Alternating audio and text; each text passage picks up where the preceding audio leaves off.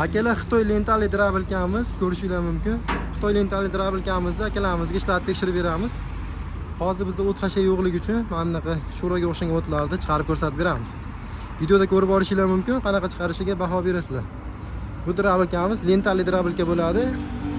Uzunligi 1.78-1.80 shunaqa uzunlikda. Lenta orqali ishlab beradi. Sifatlari juda ham zo'r. Bu drabilkamiz 220 tok tashlaydi.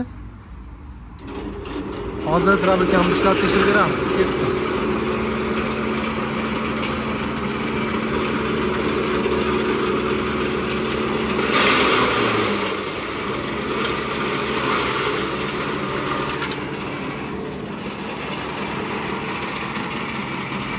Akalar chiqarishlarini ko'rishinglar mumkin. Chiqarishlari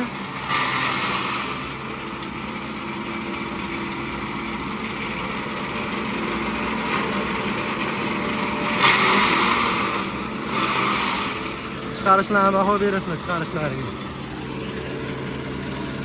Chiqarishlari.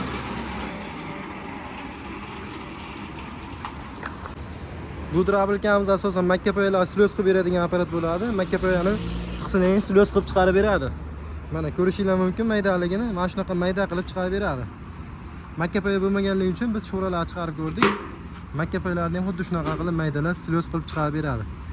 Pichoqlarni ko'rishinglar mumkin. Pichoqlar 6 qatorli pichoq bo'ladi. Orqasida mana bunaqa yagor pichoqlari bo'ladi. Yagor pichog'i ham 6 qatorli bo'ladi. Mana bu yerda kesuvchi pichoq makkapoyani kesib beradi. Bo'ydan bu enidan kesib beradi. Ikkita skori bor.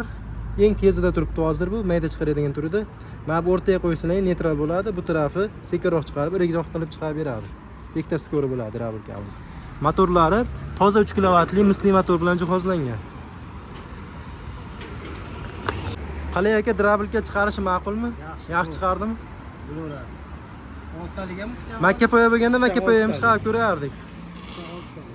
Makkapoya bo'lib kelganingizda chiqarib berardik makkapoyani.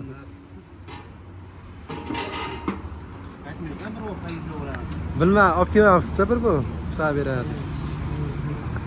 Akalar mana shunaqa Xitoy lentali original drabilkalar kerak bo'lsa, video ostiga nomerlarni qoldiramiz. Aloqaga chiqaverasizlar. Manzilimiz Qo'qon shahrida, O'zbekiston bo'yicha dostavkasi bor. Kelishilgan holatda dostavka qilib chiqarib beramiz.